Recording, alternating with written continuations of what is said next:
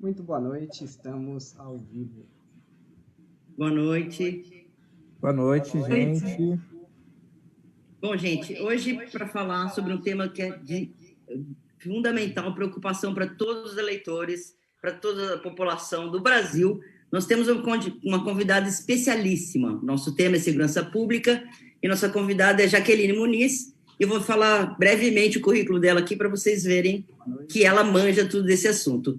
Ela é graduada em Ciências Sociais pela Universidade Federal Fluminense, fez mestrado em Antropologia Social pela Universidade Federal do Rio de Janeiro, UFRJ, doutorado em Ciência Política pela Sociedade Brasileira de Instrução, UPERJ, e pós-doutorados em Estudos Estratégicos. Ocupou cargos na administração pública desde 99. Foi diretora da Secretaria de Segurança Pública do Governo do Estado do Rio de Janeiro e, posteriormente, foi coordenadora setorial de Segurança Pública, Justiça e Direitos Humanos e diretora do Departamento de Pesquisa, Análise da Informação e Desenvolvimento de Pessoal em Segurança Pública do Ministério da Justiça.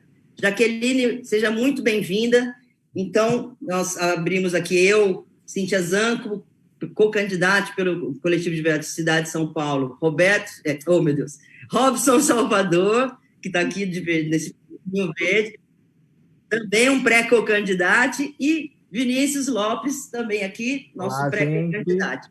Seja muito bem-vinda. Então, para falar sobre direito à cidade, direito à segurança, cidadania plural, diversa, antirracista e inclusiva, Jaqueline Muniz. Jaqueline, a palavra é toda sua, comece como você achar. Para começar, gente, primeiro a Cíntia me apresentou, deu o meu lápis, praticamente. Mas ele deu do essencial. A primeira coisa é que, como boa carioca ou boa, né, nativa do Rio de Janeiro, meu time é fluminense, herdei do meu pai, não aceito provocação, certo? E sou fanática, sou do tipo que vou ao Maracanã, atualmente não, porque estamos em isolamento, né, e nem há para ter público. E minha escola de samba não se pode estar no Rio de Janeiro, né, e não curtir samba, não curtir choro, ou pelo menos ter sua escola de estimação. A minha é Salgueiro. Eu sou Salgueiro porque ela não é nem melhor, nem pior, apenas diferente, como eu. E o mais importante de tudo aqui é que eu sou uma cantora de banheiro em projeção. Entendeu? Eu estou aqui diante de uns artistas, não é mesmo? Então tem que fazer meu marketing pessoal. Tá certo? É isso que eu sou. E eu gostaria de dizer para vocês que tem um barato muito legal de falar, é que certas temáticas meio hard, meio duras, né? Como segurança pública, polícia, minha tese de doutorado foi sobre polícia, e trabalho de campo, passei 4 anos fazendo trabalho de campo dentro da Polícia Civil, da Polícia Militar, em várias polícias do país, inclusive dei aula, eu dou aula, orientei teses aí na Polícia de São Paulo. Ano passado fui dar uma conferência aí sobre policiamento em protestos, em multidão, a convite da Polícia Militar, né?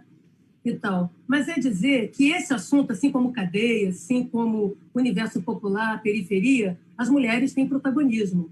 Então, é a mulherada que vai lá para dentro da favela, com tiroteio ou não, na periferia, a mulherada que entra dentro da cadeia, é a mulherada que entra dentro de viatura, e são as pesquisadoras, mulheres, as pioneiras, né, nesse tema. Olha que legal, não é isso? Parece que a briga de Garnizé, assim, tem um galo, o galo, né, bica o outro se, né, o outro encolhe. Entendeu? No mundo animal. As meninas não reconhecem isso. As mulheres, a pessoa está gritando com ela, ela está indo no alto da sua altivez, no alto da sua autoestima. Então, você para brincar e para dizer que esse assunto é um assunto de todos. Agradeço o convite, fico feliz de estar aqui, estava saindo de uma outra live também de trabalho, e para dizer com vocês que a gente começa essa conversa com endereçamentos. Aonde eu vou, eu levo o meu gênero, eu levo a minha cor, eu levo a minha classe, eu levo a minha renda, eu levo a minha orientação sexual. Não existe sujeito genérico, indivíduo genérico / sociedade anônima. Essa fabricação, a gente vai ver que ela custa caro. Essa destituição dos marcadores sociais da diferença tem nos custado caríssimo. E ela foi fabricada, e ela tem sido fabricada, como eu quero mostrar para vocês aqui. Tá? Então, não se tem como falar. Isso quer dizer que eu estou falando dos lugares de fala como abismos existenciais, confinamentos identitários? É evidente que não, sou uma socióloga, sou uma antropóloga. Lugar de fala é, antes de tudo, um exercício epistemológico, de revelar de onde você fala, o que você vê, para fazer aparecer as relações de poder. Porque no mundo das ciências humanas, o mundo ao qual eu pertenço, da reflexão, é um mundo em que a gente não faz experimento, porque os cidadãos, os sujeitos reais, não são cobaias. Nós fazemos experiências. Tudo é pesquisa na área humana, né? nas ciências humanas, antes de tudo, é uma interação social sob consentimento.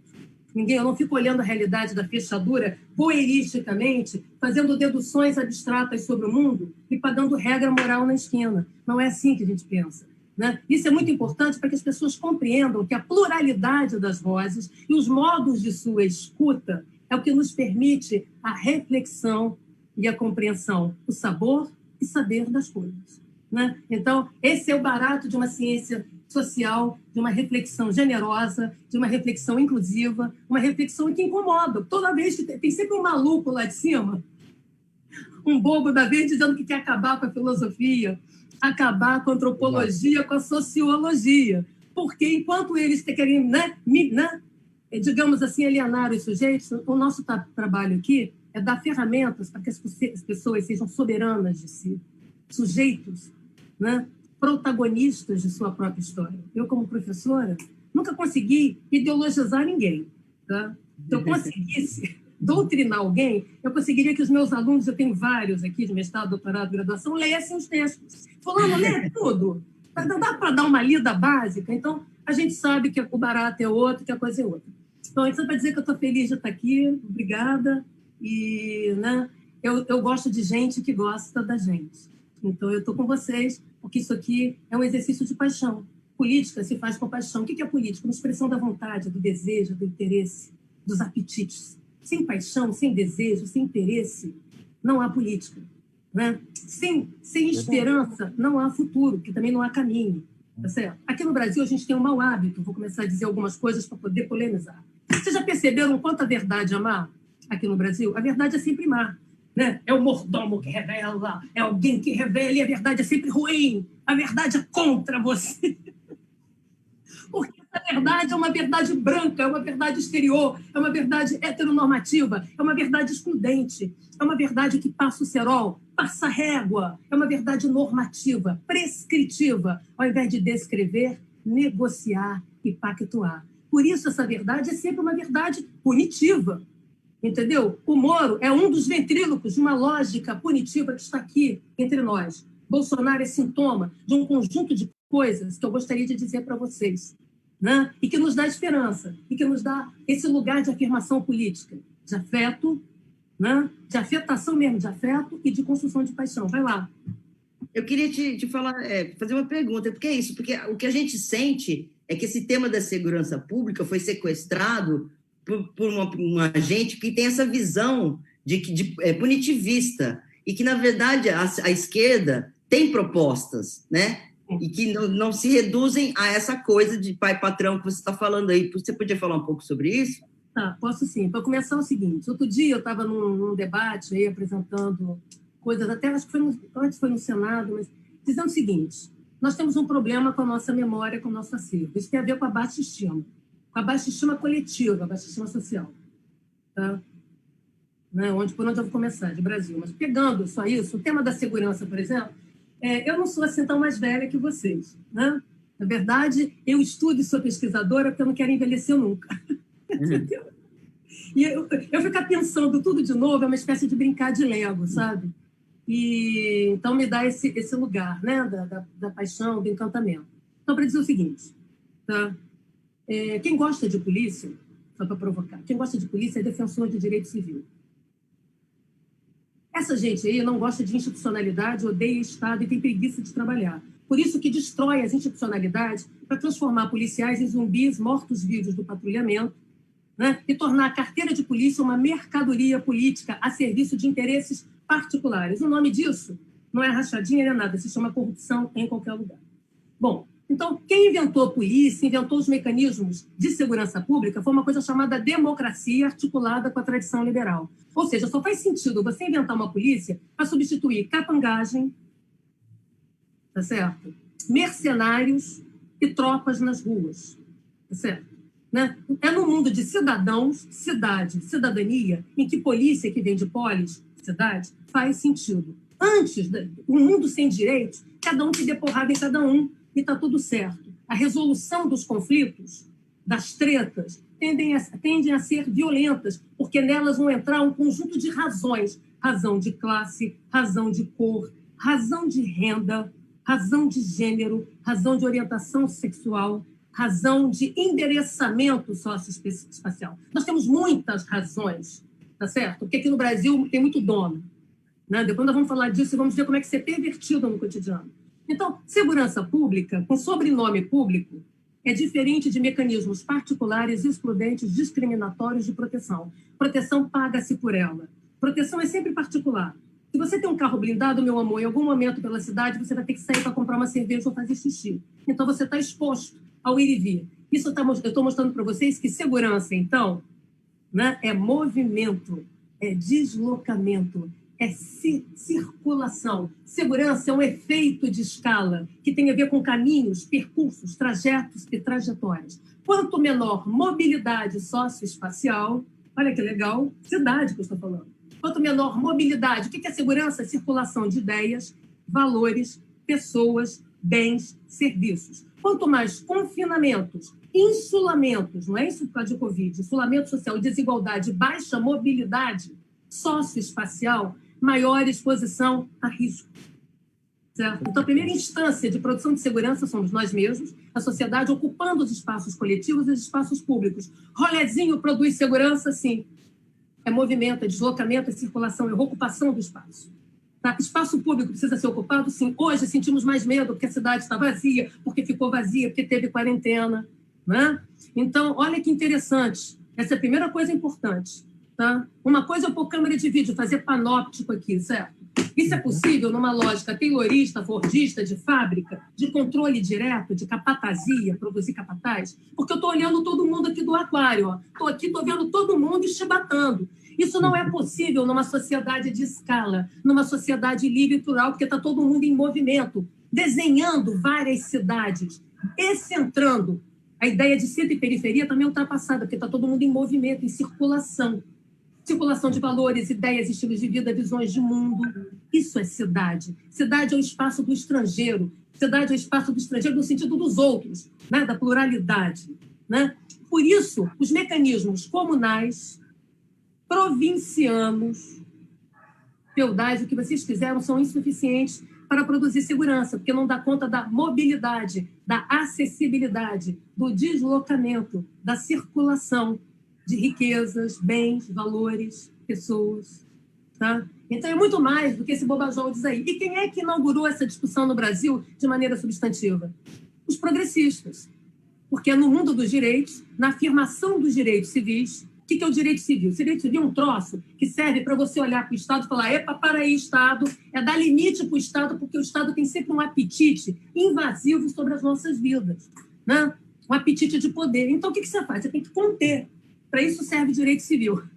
Os direitos civis são para isso, para garantir negócio de liberdade, de igualdade, que também no Brasil vai ganhando uma coloração muito particular, para a gente compreender aqui onde é que está o buraco e qual é o nosso problema.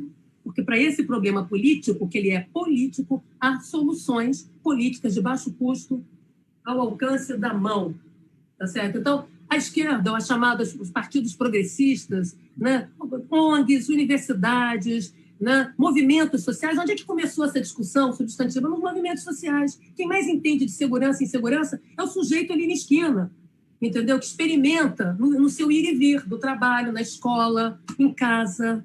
Tá? Então, isso tudo foi construído no Brasil. O Brasil é um bolsão de experiências bem-sucedidas, e todos eles desenhados por campos progressistas, de FHC para cá. Eu tive a felicidade, né, de ser uma mestranda, uma doutoranda, uma figura que estava estudando essas coisas, aí comprando uma biblioteca de polícia e segurança para fazer um doutorado, de colaborar com todos os planos republicanos de segurança pública, que começaram com o Fernando Henrique, tá? Cardoso. Ok? Então, por quê? Porque interessa afirmar direitos. Interessa que a polícia seja polícia, não capanga, que não seja zumbi morto-vivo de policiamento, que recebe a carteira de polícia e um atestado de óbito, que em algum momento deu tiro, vai levar também. Correto? Até porque as polícias, em especial do Rio de Janeiro, não brancas, em sua maioria, as PMs, que vieram da periferia, começaram a trabalhar, posso dizer isso das minhas pesquisas, com 12, 13 anos de idade. Então, são perifas, pretos pobres que moram longe. Não é razoável que preto pobre que mora longe seja levado a matar preto pobre que mora longe. Isso a gente entende pelo racismo estrutural, mas é preciso dar um passo a partir disso, que eu vou querer falar para vocês. Tá? Então, olha que interessante. Nós temos um acervo de políticas públicas, tudo que se tem, os brinquedos da segurança pública, assim que eu gosto de falar, foram inventados por nós. O pessoal está brincando e não sabe brincar. Tá certo? Então, fomos nós, foram os partidos progressistas, foram, né, os intelectuais, os pesquisadores, os movimentos sociais, os movimentos de base, as ONGs que produziram esse acervo, esse relicário de boas práticas, e o Brasil serviu de farol, vários estados, para muitas experiências. Por exemplo, São Paulo tem experiência de braços abertos para lidar com os adictos, tá certo? Implementada pelo Haddad. Vai jogar fora, não vai pôr azeitona na empada alheia? A lógica é da descontinuidade da política pública. Então, isso não é política pública. Tá certo? Né? A gente tem que distinguir o que é uma política pública e tem que ultrapassar o imediato, a coloração partidária e tal. Então, aqui, tudo isso, a matriz curricular das polícias, a matriz curricular das guardas municipais, o Fundo Nacional de Segurança Pública, a doutrina de inteligência, eu estou falando de coisas que eu ajudei a implantar e a criar. Corregedoria Geral Unificada, ouvidorias. Vocês querem falar de controle da sociedade sobre a polícia, de aprimoramento, né, da formação policial com a matriz curricular integrada, tá certo? Né, com estruturas de inteligência, que é uma central de fofoca, que inteligência se confunde com binagem. Quando o sujeito não sabe o que fazer, ele diz que está trabalhando com inteligência, porque ele não tem como demonstrar. Correto? Então, vira uma central de fofoca amiga, uma incompetência atroz, a ponto do próprio presidente criar a BIM do B. Quer dizer, é porque está dando uma merda. Entendeu? Eu conheço esses bancos de dados. Quem criou o Sistema Nacional de Dados? Fomos nós. Eu estava lá, eu implementei. Não se sabia contar. Aqui não se sabia onde é que tinha mais mortes e por quê. Tá certo? Isso é 2003, gente. Criei as áreas integradas no Rio de Janeiro em 1999. O primeiro estado com cobertura plena de dados para a gente saber medir e a sociedade poder controlar. E a gente saber o quanto de polícia, quilometragem quadrada, polícia habitante, guarda municipal habitante, eu preciso em cada lugar. A lei da guarda municipal.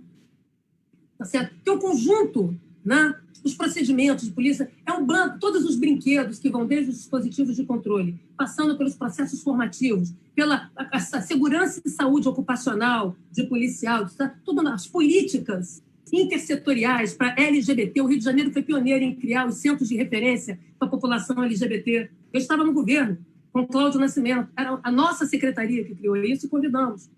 Tá certo? Criamos procedimentos operacionais de polícia para lidar com homofobia, misoginia e racismo. Porque o que interessa na política pública não é se o sujeito é racista ou não, se o sujeito é homofóbico ou não, se o sujeito é misógino ou não. O sujeito é servidor público?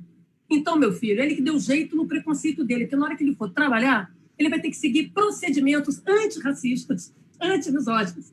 E nós fizemos isso. Vou dar um exemplo para vocês super legal. Eu era coordenadora de segurança, era 2002. Sempre me chamam para governo quando não tem um tostão, quando o bicho está pegando, entendeu como é que é? Quando tem muito dinheiro, tem tempo, que a pessoa vai ficar à toa dando entrevista, ninguém me chama. Mas na hora que tem 8 meses, tem que pôr de pé alguma coisa. E aí Lula, né, na primeira eleição do Lula, aí eu sou chamada, entendeu, para ir lá. E aí, naquele ano, tinha a população, tinha a passeata LGBT no Rio, né, como sempre tem, em São Paulo.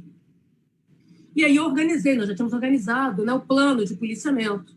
Isso é um evento de massa, um evento turístico. Em São Paulo, é um dos maiores eventos. Só perde para a Copa, para corrida, né, para Interlagos, que é negócio lá de Fórmula 1.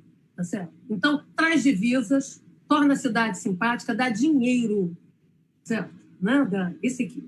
Né?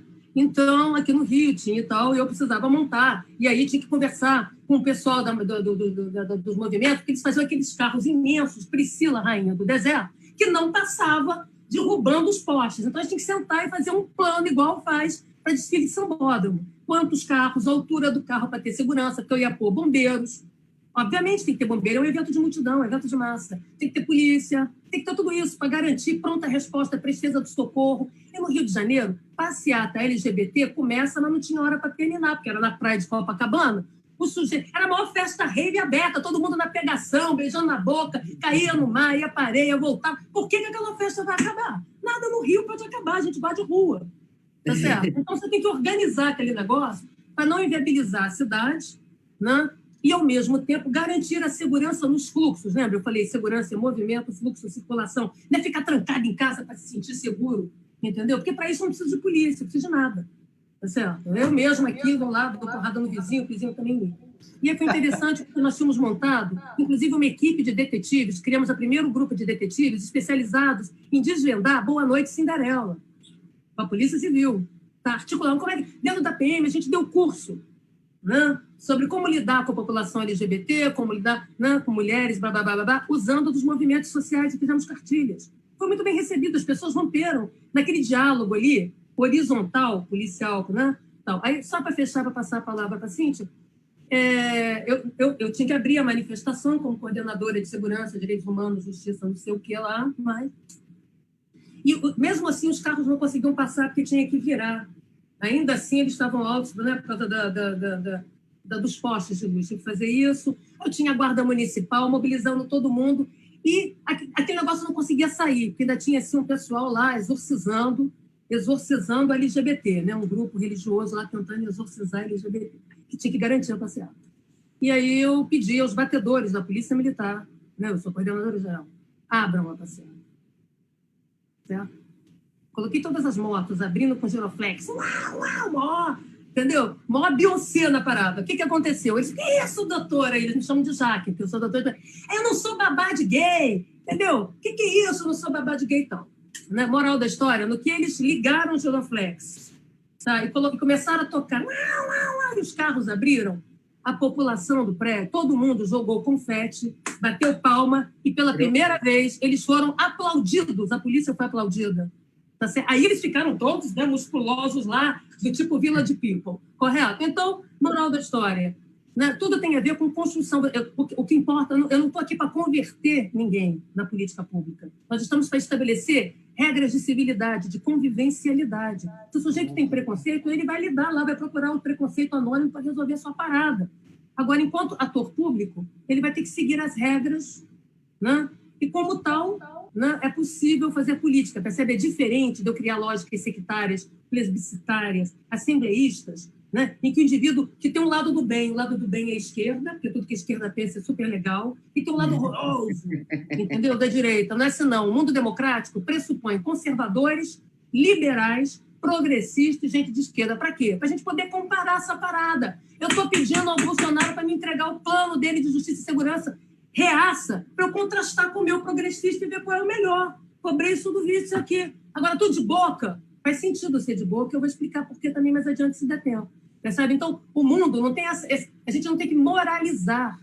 Nós temos que nos colocar de acordo com alguns princípios. A vida, que é um valor sagrado, liberdade e igualdade, né, que é o exercício pleno da cidadania. A partir daí, as pessoas vão ter, né, os sujeitos vão ter posições. Então, lembrando que o acervo, né, de práticas e boas práticas e de reformas de segurança pública no país foi feito por partidos progressistas que gostam de polícia, porque gostam de institucionalidade, gostam de direito civil, gostam de direitos plenos. Direito não se divide. Quem não curte direito, curte tiro, porrada e bomba, tá certo? Está interessado numa outra coisa, numa economia política do crime, que eu posso falar mais adiante.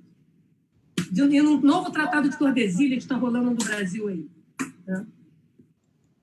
Pronto. Poxa vida. Robson. Olha, uma aula, né? Então, o que eu acho interessante de fazer política e política pública é usar esses espaços de fala de forma pedagógica, né? Porque olha que aula incrível que nós estamos vivendo. E aí eu gostaria muito de citar aqui o Pepe Mujica, que ele fala desse conceito muito interessante, que nós não criamos, como sociedade, cidadãos. E ela está trazendo muito o conceito de cidadania, de civilidade, né? De convivência em sociedade. Né? Nós não criamos cidadãos, nós criamos consumidores, quiçá consumistas, para mover uma máquina que aí a gente sempre pergunta, em questão a política pública, que é a serviço de quem?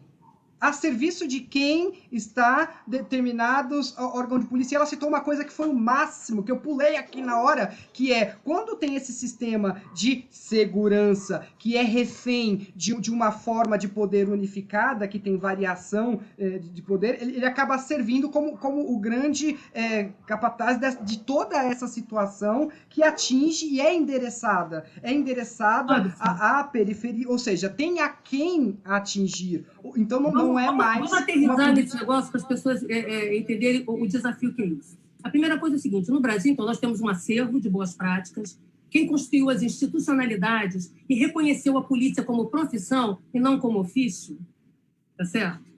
foram os progressistas, né? Exatamente porque eu não quero usar arma, eu quero que alguém use bem. Eu continuar tomando a minha cerveja, entendeu? Comendo o meu filé aperitivo enquanto a polícia está do meu lado. Eu não preciso sair correndo. Eu não vou para a costa do Sauípe, entendeu? Eu não vou para Búzios, para a polícia primeiro liberar o crime, entendeu? Então, a polícia atua dentro da cidade, entre nós, assim como outros. Mas segurança pública é igual polícia? Não. Tudo que a polícia faz é de segurança pública. Mas nem tudo que é de segurança pública é de competência exclusiva da polícia. Com mais intensidade, exclusividade, boa vontade que a polícia tem. Por quê? Porque a polícia é um dispositivo de controle social. Qualquer polícia, guarda municipal, o que vocês quiserem. Guarda municipal é polícia, tá? Conceitualmente. É um dispositivo de regulação e controle social necessário em sociedades plurais, de larga escala, democráticas, abertas e de mercado. Ponto, acabou. Não existe sociedade sem dispositivos de controle, nem as tribais, nem as tradicionais. Portanto, não discutir os mecanismos de coercitividade e a distribuição dessa coercitividade, seus critérios de distribuição, entendeu? É o tipo de gente que vem de um estoque e chega a pé no Brasil, entendeu? Chega a pé hoje, porque não está com medinha de falar coerção, como se isso fizesse o sujeito não ser progressista, entendeu? É literalmente uma debilidade. Tá? Então, é importante que a gente tenha isso muito claro, né? Porque muitos dos clichês é assim, não, mas se o social... Olha o discurso, né?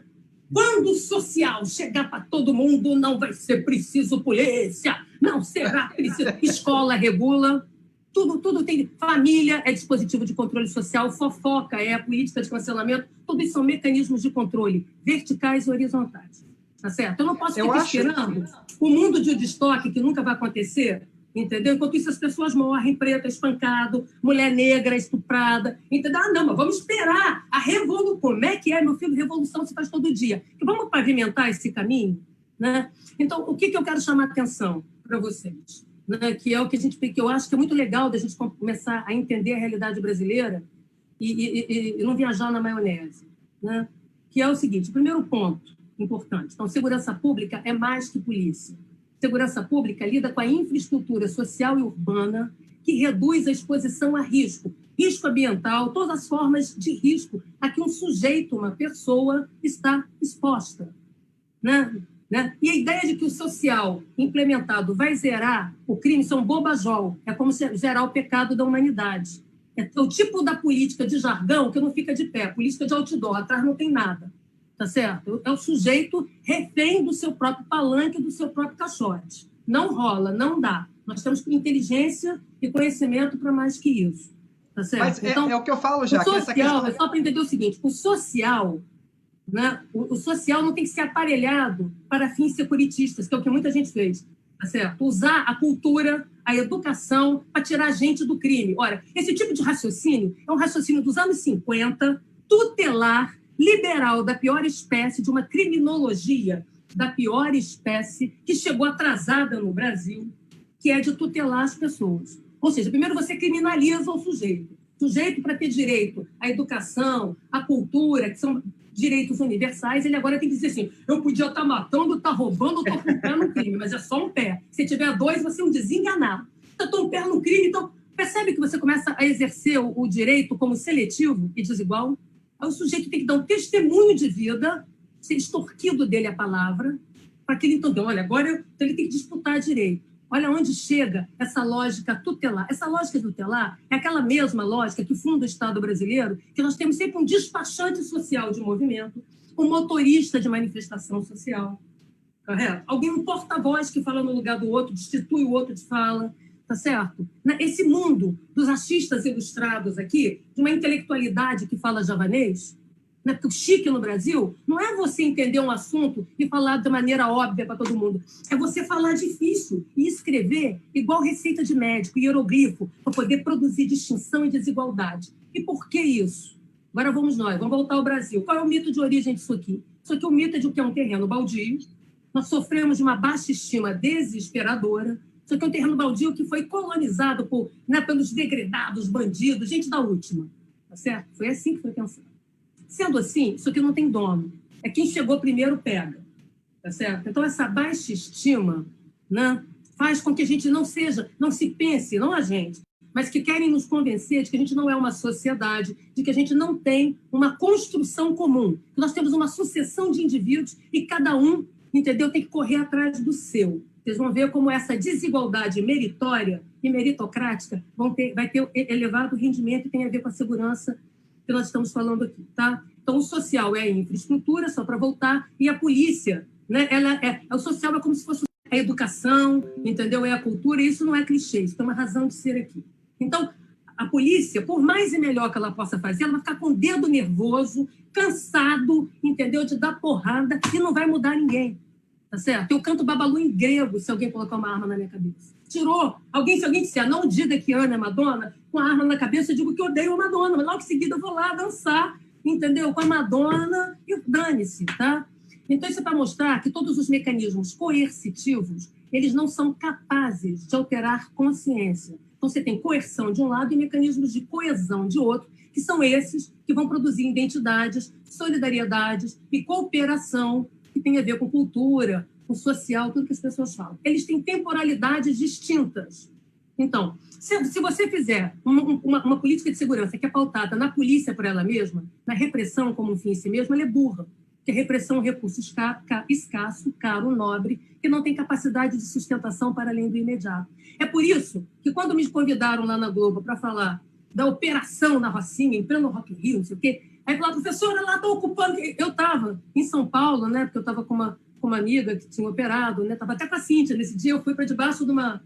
Né, não podia, eu estava no hospital, não podia gravar a entrevista no hospital. Então, né, era só a voz da professora Jaqueline. Professora, o que está acontecendo aí, professora? A resposta da Jaqueline. Isso é um churrasco de final de semana mal feito.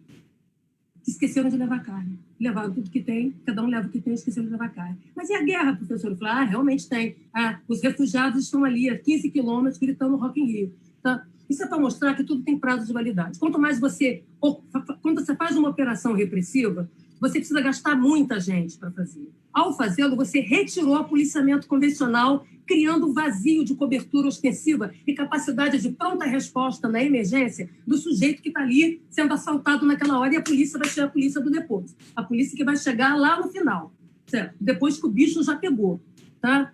Então, e como o efeito de polícia é só no imediato, ele altera o cenário, a oportunidade, a circunstância, ele não tem como sustentar o efeito repressivo para além de si mesmo. Portanto, é burro, incompetente, apenas um discurso de bravata. É você prometer a entrega da espada do Santo Graal, né? A espada de Excalibur e Santo Graal, sem poder entregar. Tá certo? Então, eu desmonto esse negócio muito fácil, faço uma conta e, cadê sustento? Então, para que o efeito de polícia regulatório ultrapasse o imediato, e a gente não fique enxugando gelo, seja a guarda municipal, seja a polícia militar, seja qualquer outro, é preciso que você tenha infraestrutura social urbana. Se a luz não estiver funcionando, você gasta mais polícia fazendo ronda. E, portanto, produz escassez de policiamento, imobilidade logística, incapacidade de pronta resposta, e no 9-0 vai ficar aquela fila de entrega pizza, o sujeito esperando meia hora. Não vou ser estuprado agora não, porque eu tenho que esperar a PM chegar. Pô, mas a PM vai demorar meia hora. Pô, traficante. Pô, bandido, ajuda aí, pô, não é sacanagem, entendeu? Aqui não tem um Homem-Aranha que pode estar em todos os lugares ao mesmo tempo com superpoder. Tá claro? Então, se a árvore não foi cortada, se não tem arruamento, se não tem endereçamento, não sobe viatura, não chega correio, não chega ambulância. Então, a infraestrutura social e urbana, a requalificação dos espaços urbanos, a mobilidade urbana, ordenar os sinais ou semáforos, o quebra-mola, que a gente chama aqui, não sei como é que vocês chamam esse negócio em São Paulo, porque vocês são esquisitos. Quebra-mola. Tá certo? Tudo isso permite o quê? Mobilidade, fluxo, deslocamentos, e com isso reduz a exposição a risco. Percebeu? A ideia de monopólio policial no controle do crime é gargalhante, chega a ser infantil. Esse é um negócio que a gente já refutou na ciência, a gente já demonstrou que não funciona desde os anos 60. Mas aqui as coisas chegam a pé, a pessoa vem a pé de estoque, vem a pé do Festival de Algas Claras e acha que está falando modernidade. Entendeu? O negócio com atraso. Né? Então, olha bem, por mais que a polícia possa fazer, ela jamais produzirá segurança, porque ela não é capaz de reduzir os fatores criminogênicos e criminosos a que nós estamos expostos. Aqui tem uma outra mentalidade brasileira, que o conflito é feio, bobo e mora longe. Isso quer dizer que nós odiamos conflito. Não, deixa disso, fulano, não, o que é isso? Você não pode divergir, entendeu? Porque tem uma ordem exterior, né? Porque a democracia aqui é um playground que tem um sujeito, né? Um general aposentado, síndico, ou então um segurança, entendeu? Um pessoal de apoio que fica com uma luz assim, você fica brincando nos brinquedos do playground da democracia, até a hora que alguém vai lá e desliga, circulando e todo mundo aceita. Como é que é isso, gente? Então, pensem, né, como a segurança tem a ver com a oportunidade de experimentar várias cidades, de recriar cidades, trajetos e trajetórias, percurso. Percurso é caminho, caminho é o horizonte, é o lugar do futuro, para além do imediatismo, para além da política miojo-lamen, para além da política do emoji, do tamo junto, só com o dedinho, que não gera essa solidariedade, esse lugar comum. Então, isso é importante da gente perceber que nós estamos ficando reféns de um projeto de poder que tem dado certo há muito tempo no Brasil, que se chama insegurança. Insegurança não é que a coisa está dando errado, o sujeito é burro, não sabe fazer, porque não é nada disso. Insegurança é um projeto de poder que dá certo, não apenas no Rio de Janeiro, como tem dado certo no Brasil. Tá certo? Não é o medo, né? É insegurança. Governado pelo medo. Isso, nós vamos chegar no autoritarismo. O que é insegurança? A insegurança é uma palavrinha mágica que é a síntese de todos os medos.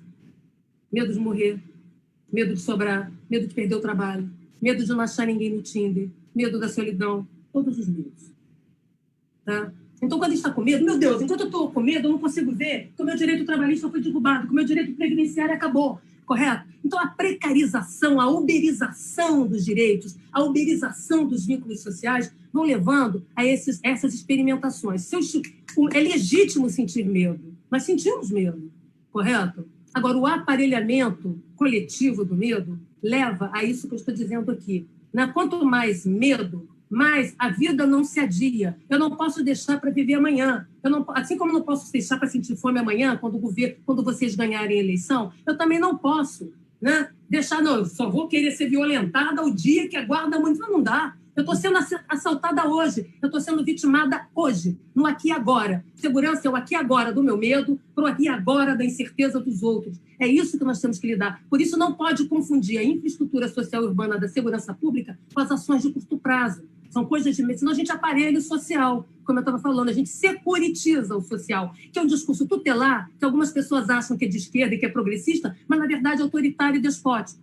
Correto? Que é dar cultura para tirar a pessoa do crime, é dar o social para tirar... Ou seja, o sujeito, como eu disse, tem que ser criminalizado antes, para depois, ou para dizer a mágica, David Copperfield, de descriminalizar o sujeito que eu criminalizei, rotulei e estigmatizei.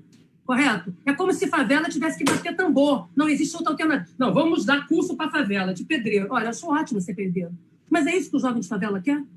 Ele não pode escolher eterno de defunto, no pior sentido da palavra, pacote pronto. Eu sei o que o outro quer.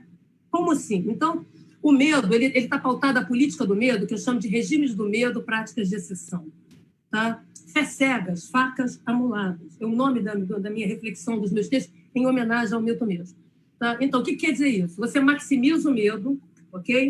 Quanto mais medo, mais o tempo fica curto, mais o tempo fica confinado ao presentismo, ao imediato, porque medo não se adia, não dá para se adiar a incerteza, não dá para se adiar a insegurança. E aí você precisa de um portão de ocasião, alguém que diga para você, nesse exato momento, que vai, né, o musculoso que vai na tua frente te defender, certo? Então vai ser o musculoso da academia, sangue bom, o traficante, boa praça, o miliciano, gente boa, tá certo? O tirano, o libertador, que amanhã será o seu tirano de ocasião. Então, necessariamente, o seu defensor de hoje, o seu protetor de hoje, é o seu tirano de amanhã. Então, só para fechar o tripé e passar a palavra para vocês, você tem insegurança. Instrumentalizou o medo, a insegurança leva a uma coisa chamada intolerância. Porque você começa a encurtar. O que era 0800, cabe a todo mundo, vai virando cercado VIP 0300. O meu grupelho contra o seu, eu contra você, tá certo? Eu vejo inimigos no lugar do outro, da diversidade, eu vejo desigualdade, eu vejo inimigos. Tudo me ameaça. A maximização da ameaça, da insegurança, da incerteza, da imprevisibilidade, tá certo? Então, o pensamento comum, o sentido comum é substituído pelo pensamento único. E o pensamento único, pode ter uma razão de cor, classe e renda, que eu já falei com vocês, leva a dispositivos de exclusão. Os dispositivos de exclusão retroalimentam a insegurança. Nós temos que lembrar que na sociedade, qualquer sociedade de larga escala, os sujeitos concretos têm capitais políticos, culturais, econômicos, sociais e culturais distintos. Certo? Distintos. Né? E por isso mesmo é que nós temos que compreender como é que essas coisas vão operar no cotidiano de quem está na Brasilândia, de quem está em Paraisópolis, de quem está em Alto de Pinheiros, quem está na Vila Madalena, quem está na Moca, correto? Tá? Porque os custos são diferentes. Vocês já perceberam que pobre não pode andar sem dinheiro? Agora vamos começar. O sujeito está lá na periferia. Vocês convidaram ele para um movimento antirracista, tá certo? Na Paulista. Ai, que lindo, também acho, também vou. Quanto eu gasto saindo da Vila Madalena para chegar à Paulista? Um metrô, correto? Compro o meu lanche e está tudo certo. Agora, o sujeito que está lá no Cafundó, né, lá na cidade de Tiradentes, em São Paulo, ele vai gastar 50, 60 paus de passagem, mais um pão com mortadela, que ele não vende com Chópolis, tá certo? Ele está gastando um terço, a metade do bujão de gás que sustenta a família inteira, sendo que ele tem que trabalhar. Tá? Então, mas a população, a periferia, como é que é? Você sabe quanto custa? Fora isso, ele tem um conjunto de cercas que ele precisa atravessar. Não é só a cerca da polícia, do controle social, percebe? E quem dá esse lastro da intolerância somos nós. Nossos cercados VIPs. Ele passa pela polícia, ele tem que ter dinheiro no bolso, porque a cidadania, para nós, é uma cidadania de carnê, é uma cidadania de crediário, é um programa de milhagem. Correto? Você tem que fazer por merecer, melhorar para ter melhoria, porque a liberdade é para o alto e a igualdade para nós é para baixo. Aqui você está liberado, tu melhorou, está por cima da caliceca, tu está podendo, chutou o pau da barraca, você chegou lá, porque você é esse indivíduo genérico, sem cor, sem classe, sem renda, sem sexo, logo você é o heteronormativo, branco, homem, etc. Para baixo, tu está querendo parecer o que tu não é, tá? Então, esse lugar da desigualdade estrutural, do racismo estrutural, da raiva pobre. Eu vou terminar, porque eu até pode passar a palavra para a Cintia, que sim, então o sujeito sai de lá, vai pulando cerca, pulando barreira, mostrando passaporte.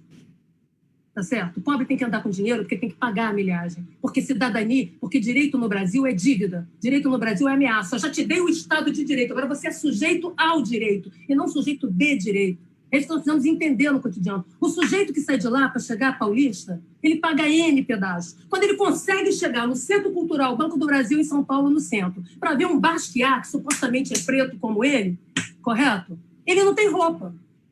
O estilo dele não combina. Aí são os olhares sociais dos grupos sociais e seus mundos modernex que vão excluí-los. Tá vendo? Olha que interessante. Agora, o sujeito que tem capital político, social, ele é rico, porque ele é dono do seu tempo. Tá certo? Despojado e simples é quem tem propriedade, pode acumular. Ai, fulano é tão despojada, fulano é tão simples. Lógico, ela tem o que acumular, tem o que despojar.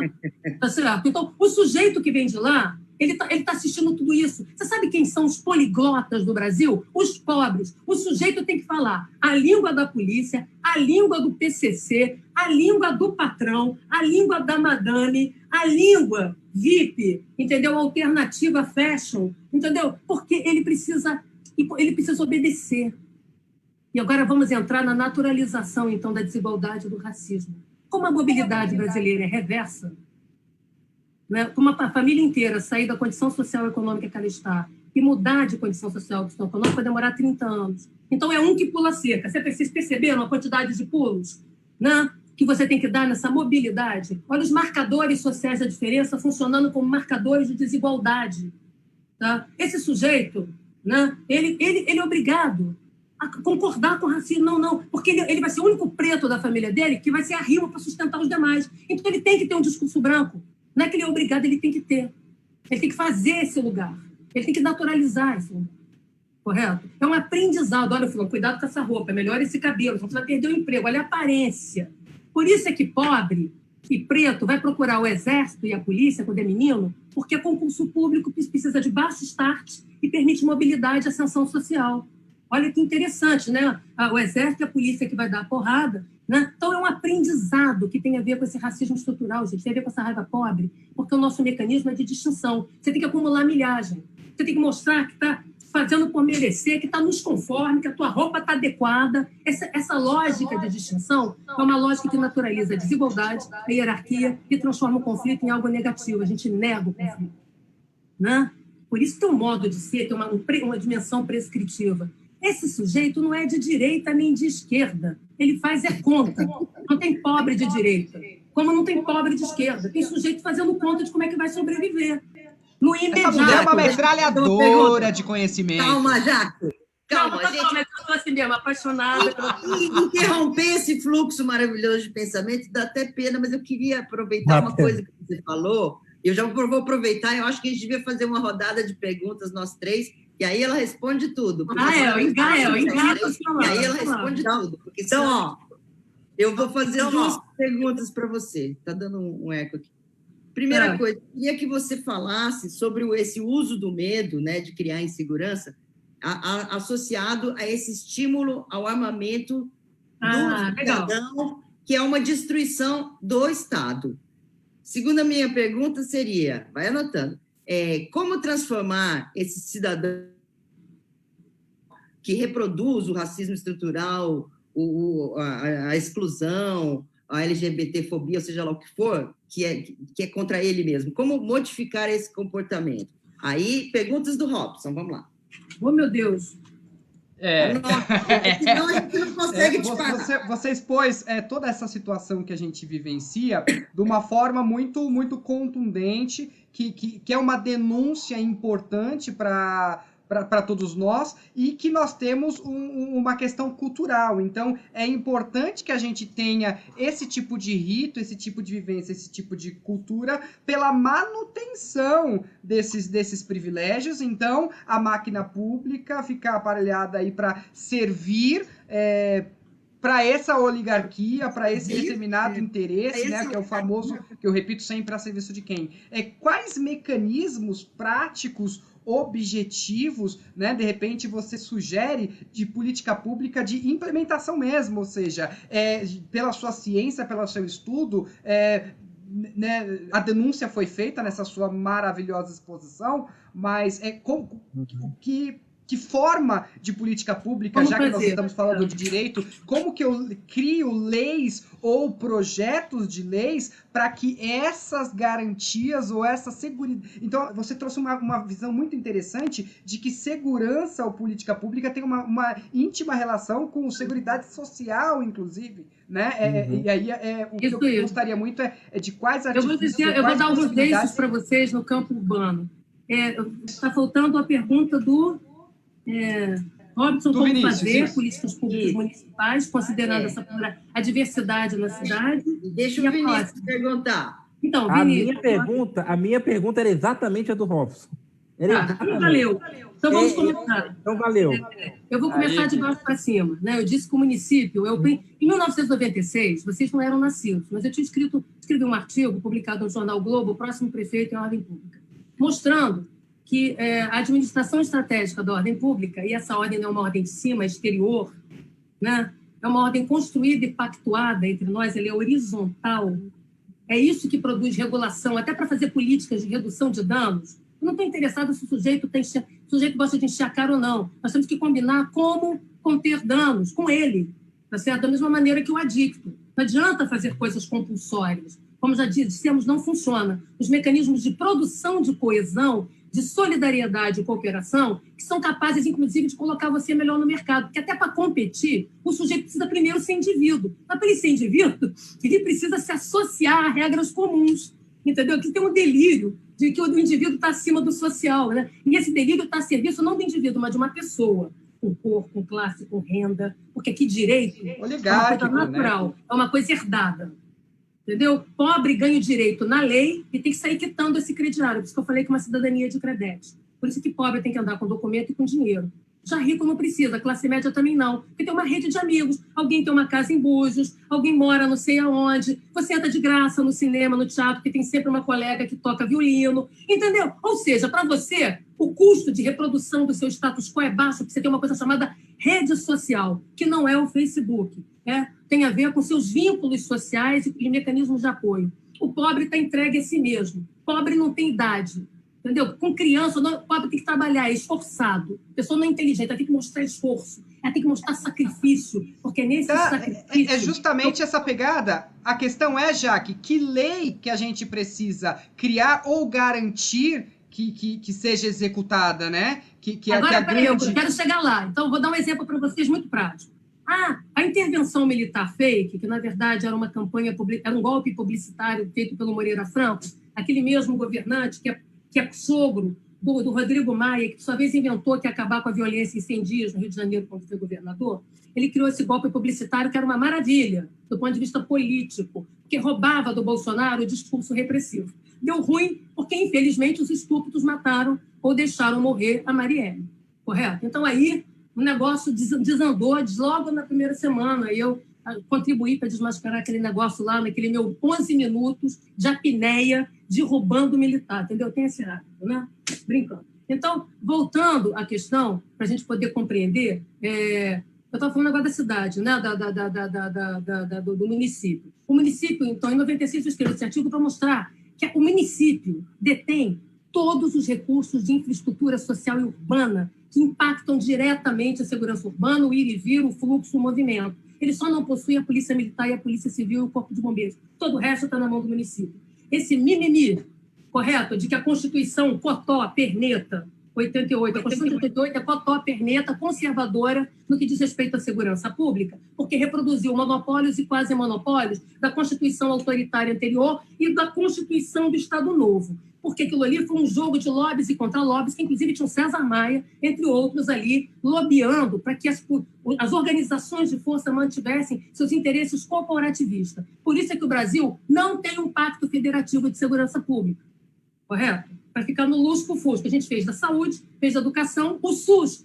O SUSP, quem criou fomos nós, eu comecei a implantar em 2003. Tá certo? Olha que legal. Ele virou um clube de serviços. Mas isso é outra coisa. Força Nacional fomos nós que inventamos, para virar esse bicho esquisito, ornitorrinco, que não fomos nós que criamos. Tá? Desse jeito. Então, voltando, o município ele tem a infraestrutura social e urbana.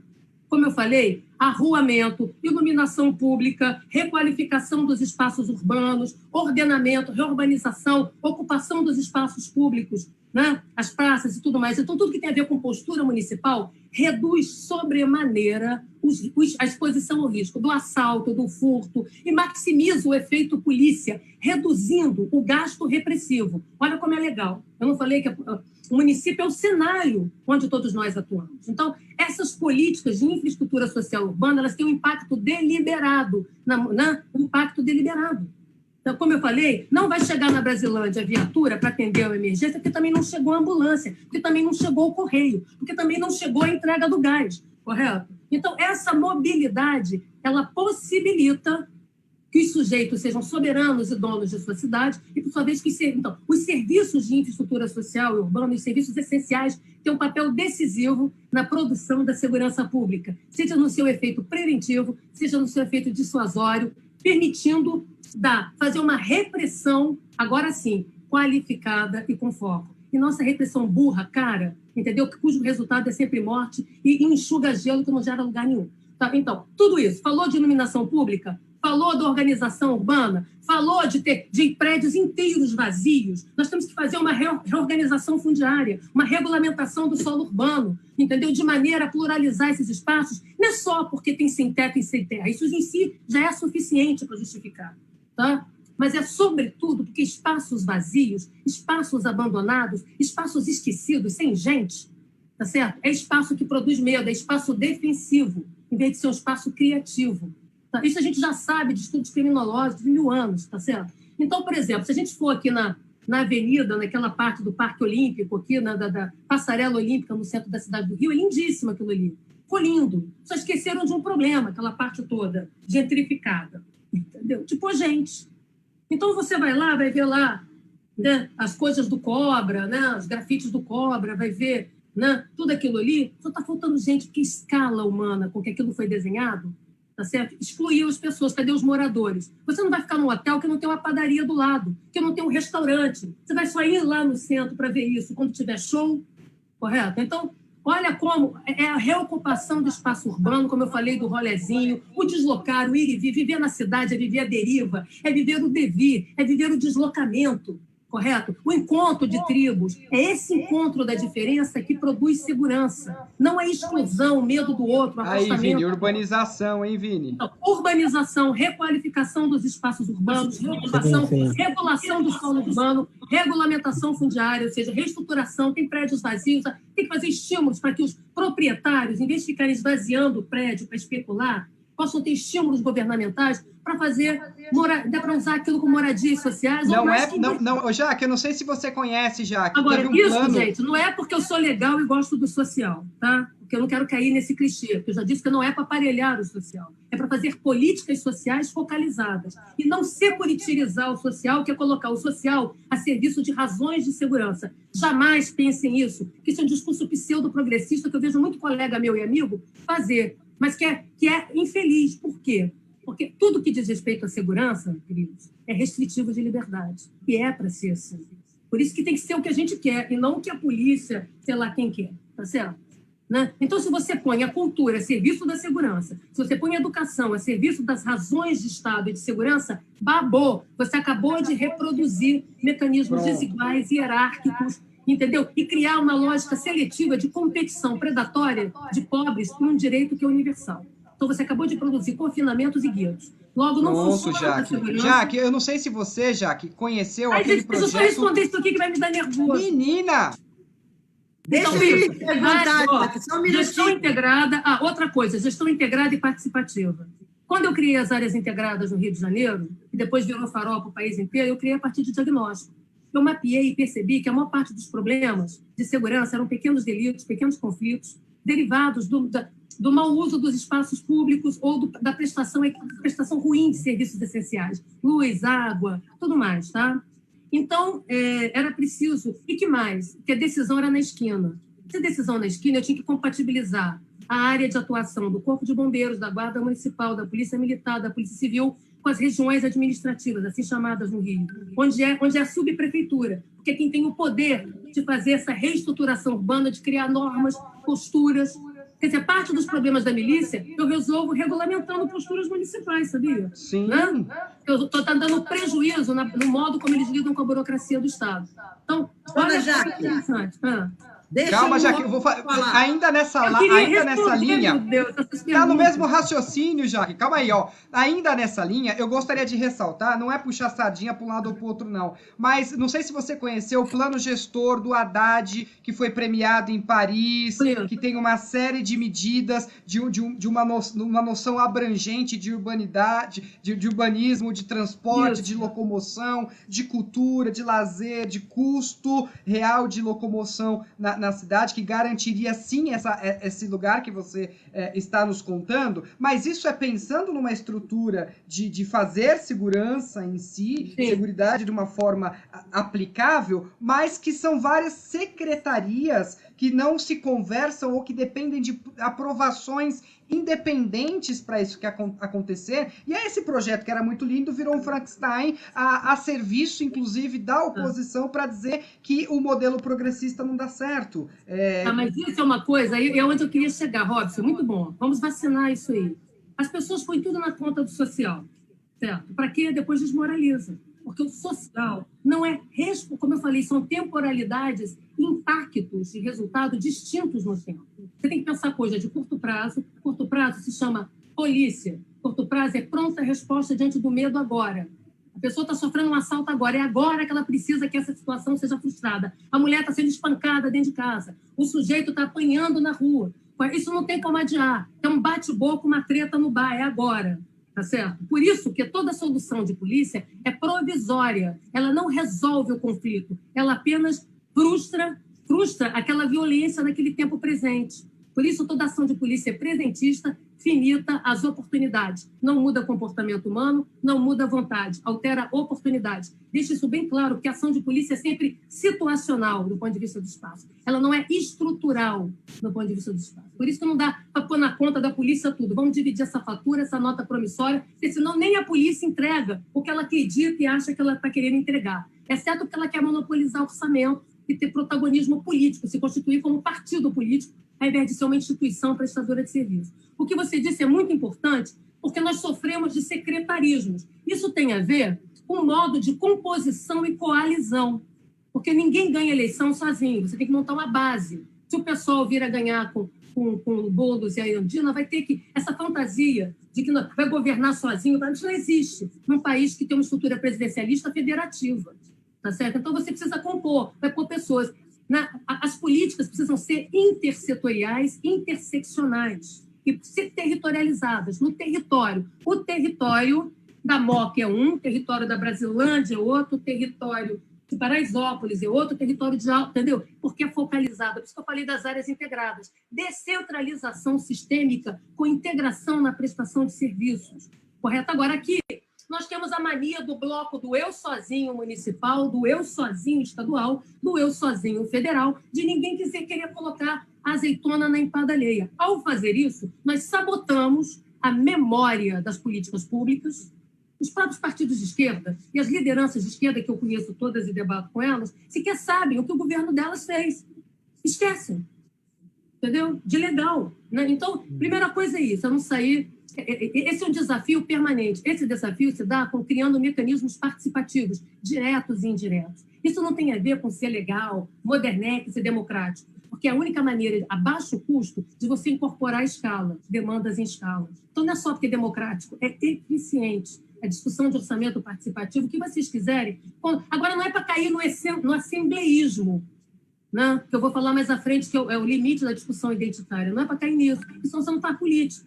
Então, política é produção de consensos. Consensos que não são eternos, duradouros. Consensos temporais. Por quê? Porque amanhã o sucesso obriga a gente a mudar, o fracasso obriga a gente a mudar. E é importante que a gente discuta isso associado a orçamento, que a Cíntia falou, a gente estava conversando no bastidor. Não se faz política pública sem previsão e provisão orçamentária, porque senão será só um ato voluntário, o de estoque, pop, super legal, mas não vai ter ultrapassagem para além daquele momento.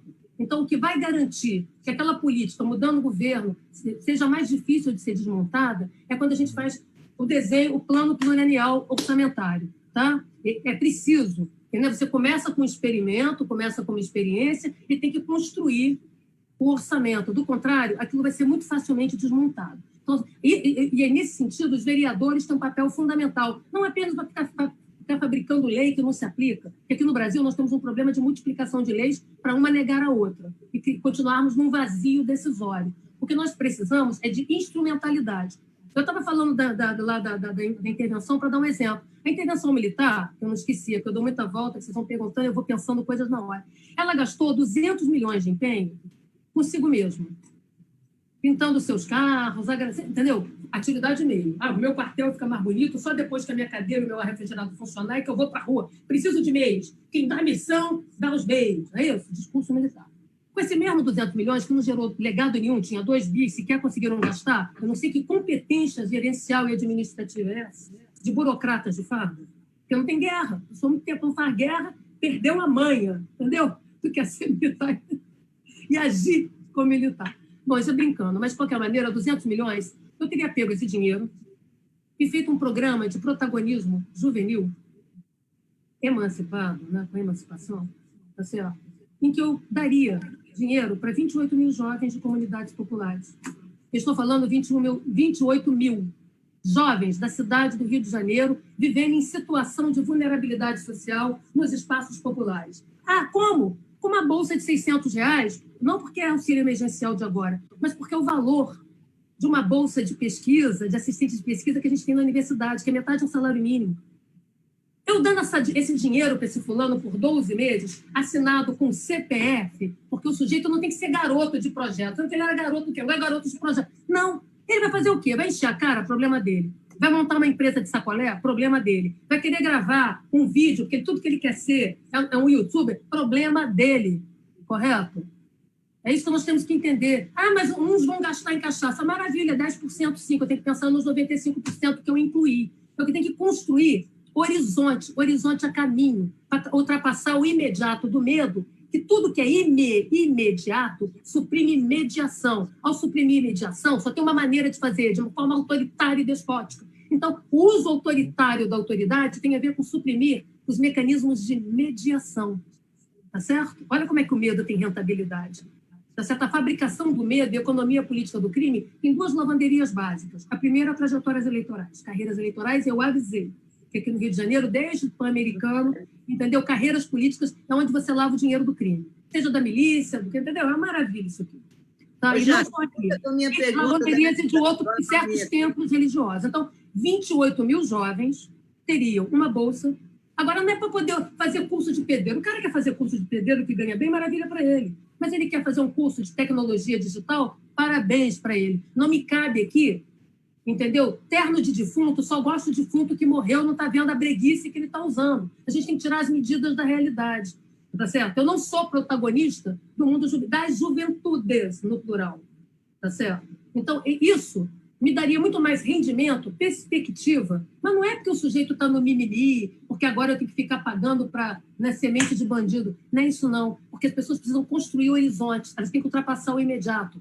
Tem pessoas, como eu falei, do despojado da Vila Mariana, entendeu? Não é o caramujo, né? O sujeito caramujo de Brasilândia, porque o sujeito caramujo, esse pobre que eu falei, que vai pulando cerca para chegar para ver o Basquiat, é o sujeito que leva a casa no corpo.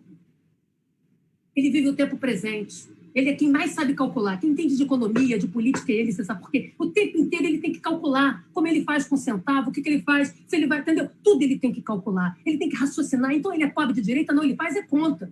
Ele é pobre de esquerda? Não, ele faz é conta.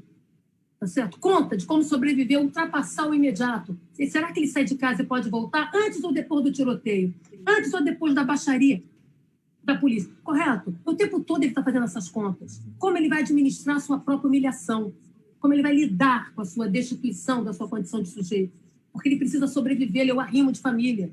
Então ele paga um pedágio altíssimo. Favela, o sujeito paga 2 vezes imposto. Paga para o Estado, paga para o crime. Como o crime muda, porque toda hora tem disputa, paga de novo, correto? Então quem é que mais paga aqui? São os mais precarizados, tá certo? Então isso tem a ver com esses cercados VIPs que eu estou falando. Né? E esses cercados VIPs têm a ver com essa visão de mundo do sujeito abstrato. E quem é esse sujeito abstrato? O sujeito genérico, o sujeito psicológico. Você já percebeu que quando a criatura quer fazer um discurso universal, desprovido de cor, de sexo, de renda, de orientação sexual, ela apela para o afeto? Não, eu estou com a cabeça nervosa, não, porque as pessoas estão com ódio. Como é que é? As pessoas vão produzindo abandonos, elas estão cansadas. Né? O Brasil está cansado, está exausto. Todo dia leva uma terapia de choque elétrico. É uma guerrilha existencial, material e moral, diariamente, de uberização dos seus direitos. Essas pessoas estão cansadas, exaustas. É uma sociedade cansada, exausta emocionalmente. Correto? São essas pessoas cujo tempo é o tempo do imediato. Elas não têm futuro, porque não têm poupança. Só pode ter futuro no mercado se elas têm capacidade de poupar. Como os capitais políticos, econômicos, sociais e culturais delas são precarizados, tudo que elas têm está no corpo. Tudo que elas têm é um celular, que é a ferramenta... Jaque, me ajuda numa coisa, Jaque. Você está fazendo denúncia. Só um pouquinho. Se perder a droga do celular, se for roubado no ônibus, tá certo? No trem, elas perderam a capacidade de produção de renda de toda a família. Tá certo? É isso que as pessoas precisam entender. E esse custo está dentro da cidade. É isso que eu estou querendo dizer, está dentro da cidade. Então, fechando, gestão integrada e participativa, sim, correto. Normatização e fiscalização dos espaços e posturas municipais. Tudo isso, polícia, é uma ferramenta única, todo esse resto. Reestruturação da guarda municipal, para ela ter cobertura extensiva e capacidade de pronta resposta naquilo que importa. Não é problema de estar armado ou não, eu vou responder sobre isso. Planejamento e requalificação dos espaços urbanos, promoção dessa cultura cidadã. Eu não gosto muito, sabe, Robson? Porque eu sou antropólogo, então a gente fala assim, a cultura da guerra. Aí pronto, está justificado. O Capitão Nascimento se justifica a cultura da guerra, a cultura da favela, a cultura da elite, ou seja, mundos à parte, parece raça à parte. Então, ora, isso cria uma substantivação tal que parece que cultura não é um troço inventado, parece que é biológico, um determinismo cultural. Não, vai para o cacete, não tem determinismo cultural nenhum, são escolhas, imposições políticas, correto, que vão produzindo esse caldo. Cultura, não, só em relação à cultura, Jaque, em relação à cultura, o que eu trago quando eu digo da questão cultural não é uma cultura como uma coisa instintiva e intrínseca, né? Eu falo dessa cultura porque foi cultuado ou prorrogado ou feito para que fosse dessa forma a serviço dessa oligarquia. Pode mudar, né? Tudo pode mudar. Então, arma, negócio da arma. Tá certo? Isso, tá, que primeira coisa que nós temos aqui, nós temos uma discussão, primeiro que arma no Brasil tem classe, cor, renda, porque no Brasil, como eu falei no início, tudo tem dono, mulher tem dono, preto tem dono, correto? Aqui, a política está sendo construída, que é essa pautada no medo, como eu expliquei, insegurança, intolerância e exclusão, esse tripé que leva a uma coisa chamada política dos 3 S's. Eu adoro meu nome nas coisas, né? Que é melhor, mais fácil de explicar do que ficar falando Hobbes, esses nomes, científico e filósofo, para lá, para cá, não precisa. É isso, primeiro, você dá susto nas pessoas. As pessoas ficam sempre em estado de alerta. O tiroteio é publicitário, você ouve ele à distância, você cai no chão, você não entendeu? Muita, né? Então você fica assustado. É um susto. Um bando de Godzilla te assustando. E aí você não vê, nem pode perceber que seus direitos estão sendo sequestrados. O quê? Tá, então, susto. Tá certo? Tem um sujeito com cara de mal, dando susto na mesa, porque eu nunca vi autoridade aqui no Brasil, tem que ter cara... Nunca precisei. Eu sempre usei meia roxa, cabelo laranja, e andava a polícia, entendeu? Problema nenhum isso. Né? O sujeito tem que ter cara feia, peito de pombo, síndrome da pequena autoridade. Comigo, bandido não se creia. Comigo é pra valer. Na repressão, bandido bom, bandido bom. Não é isso? Faz esse discurso. Aí, o sujeito... E o que produz? Soluços operacionais, que eu chamo de polícia de espetáculo, polícia de ostentação, que, como eu expliquei para vocês e para todo mundo, que é para desmontar, repressão, o problema da repressão é que ela é cara, nobre e escassa. Então, se você sai gastando ela igual band-aid, você não consegue sustentar. Para você pôr 400 fulano ocupando um território, você tem que gastar 1.200. Para você gastar 1.200, você acabou de gastar quase 30%, 40% de todo o recurso de policiamento da cidade de São Paulo, entendeu? É uma estupidez, ninguém vai saber fazer conta.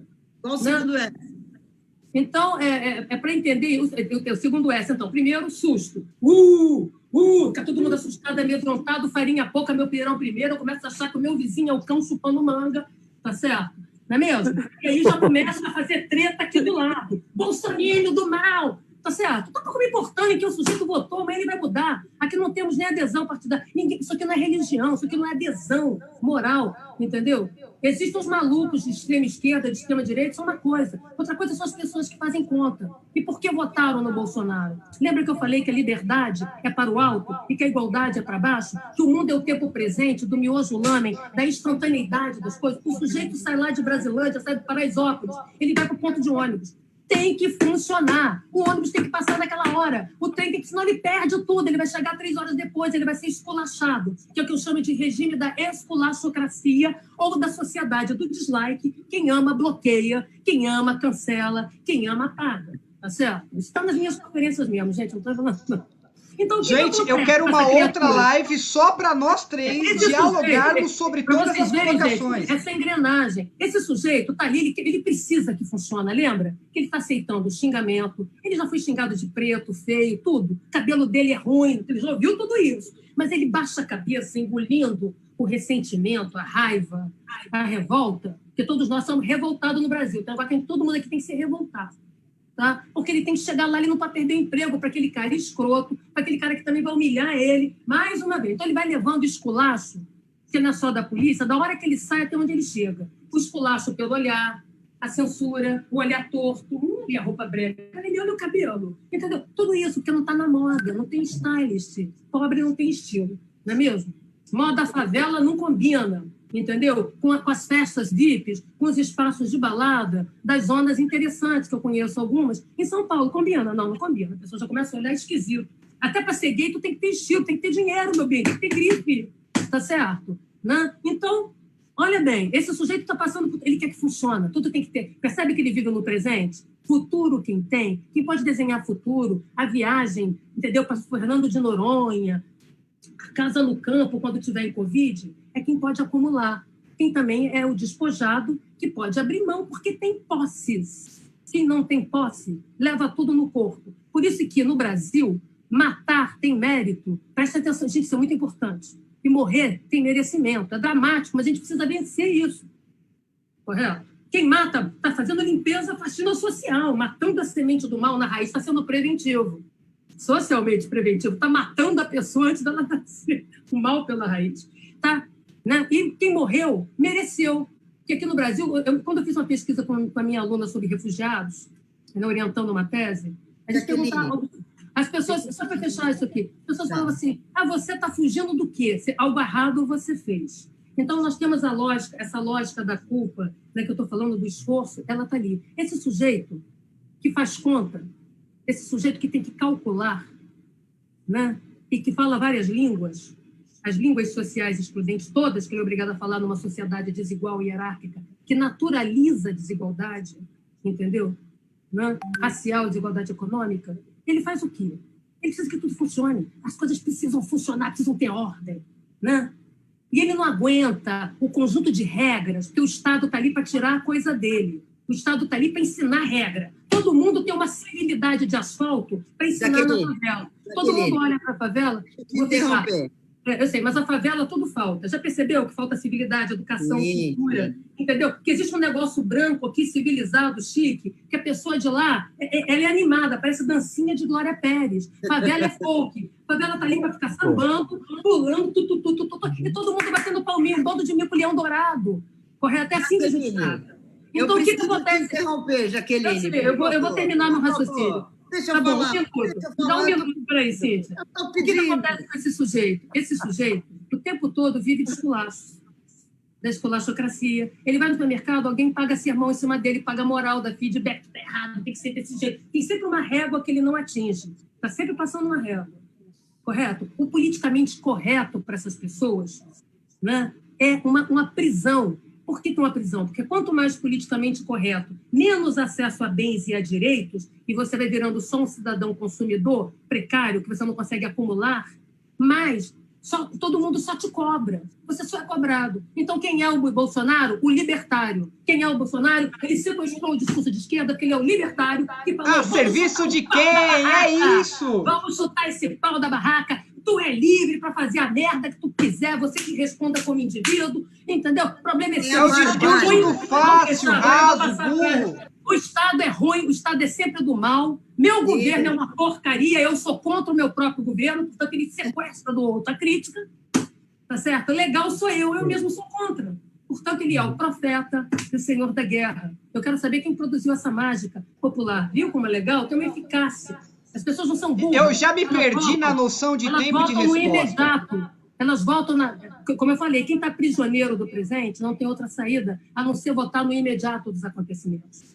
Por isso que nós vamos ver que votos populares já tiveram... Gente que votou na Haddad, gente que votou na Marta, gente que votou no Lula, vai votar no Bolsonaro. Ninguém é doente aqui, ninguém é esquizofrênico. O pobre não é esquizofrênico. E nós temos que parar.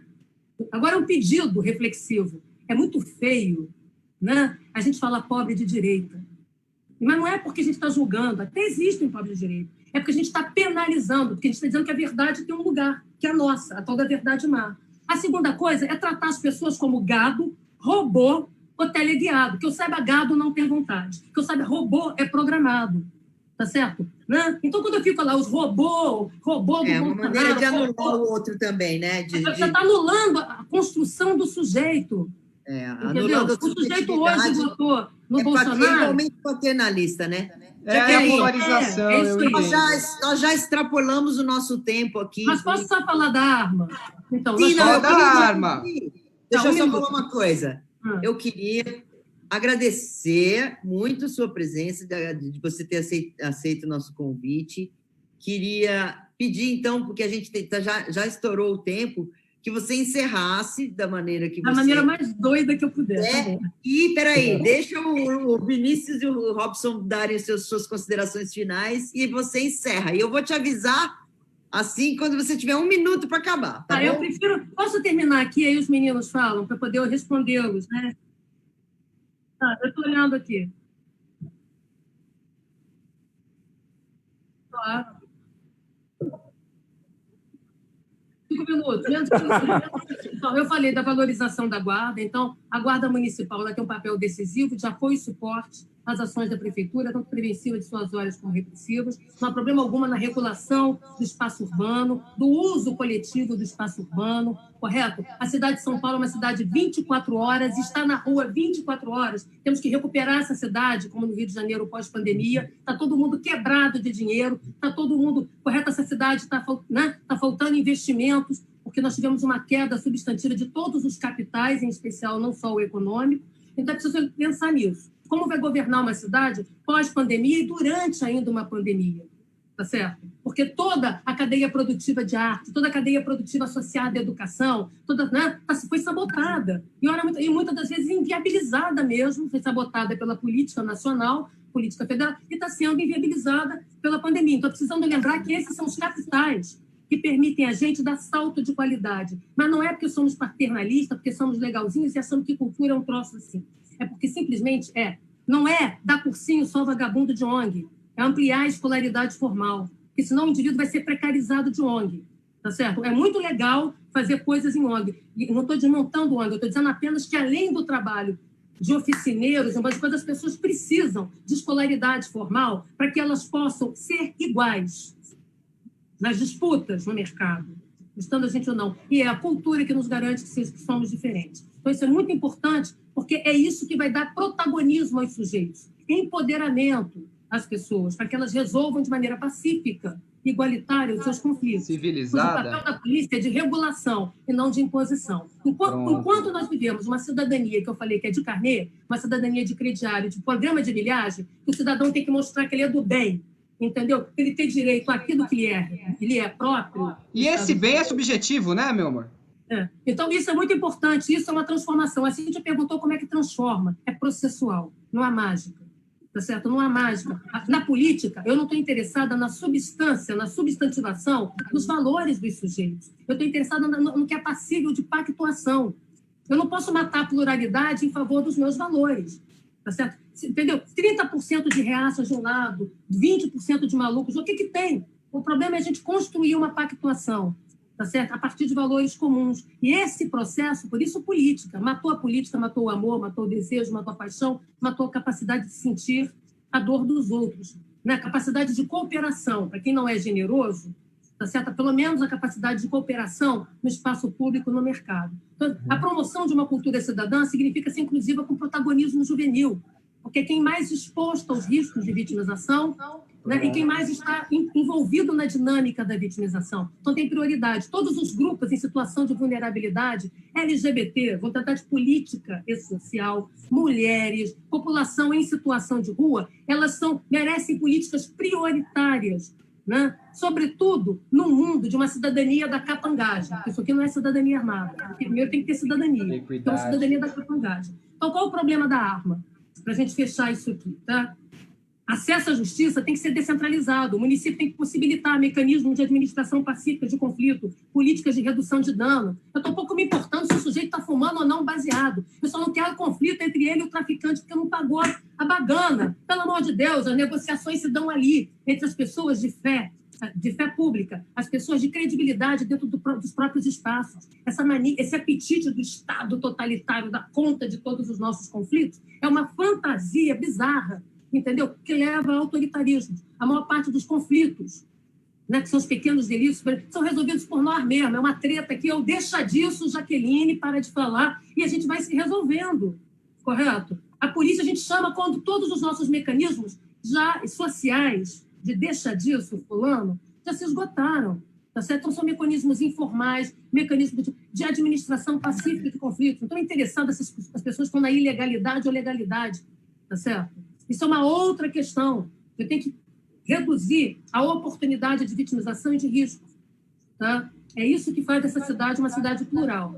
Isso é o básico, né? É o básico da necessidade humana. E, claro, um foco deliberado em juventude. São Paulo fez vários programas com pontos de cultura, né? Programas voltados, né, para juventudes. Esses programas têm que estar articulados com a construção dessa soberania. Não é transformar os jovens que estão estudando música ou fazendo teatro em mico-leão dourado de programa social, dando testemunho de vida sob controle tutelar. Eu podia estar matando, estou tocando violino. Eu podia estar matando, mas estou desfilando aqui com camiseta de projeto. Por acaso, algum jovem de presidente branco fica com camiseta de projeto? Isso é Pronto! Isso é uma produzir. Deu o seu tempo, de subir muros, de subir confinamentos, de manter a população da periferia dependente. Eles são protagonistas, criadores de discursos, soberanos como produtores simbólicos. Portanto, são eles que têm que definir suas estratégias. E não eu ficar aqui, entendeu? Comigo e Eldorado exibindo, como se estivesse no museu de atletismo. Eu preciso te interromper. Eu vou terminar. Arma. Nós temos uma demonização da arma. Entendeu? O problema não está na arma em si. Tá? Agora, essa política de utilização. Minha Arma, Minha Vida, esse programa Minha Arma, Minha Vida, se o presidente for mesmo bancar a proposta dele, ele vai gastar 1/3 do PIB, porque eu acho que o BNDES tem que abrir uma linha de financiamento para todo mundo ter direito à minha arma, à minha vida. Custa 10 mil pau. Você, para comprar uma pistola vagabalde, com meia dúzia de munição e 30 horas de treinamento, né, você vai precisar de uma globeleza, com uma tatuagem aqui assim, com uma mira, para a pessoa acertar direito, né, para ajudar a pessoa a acertar.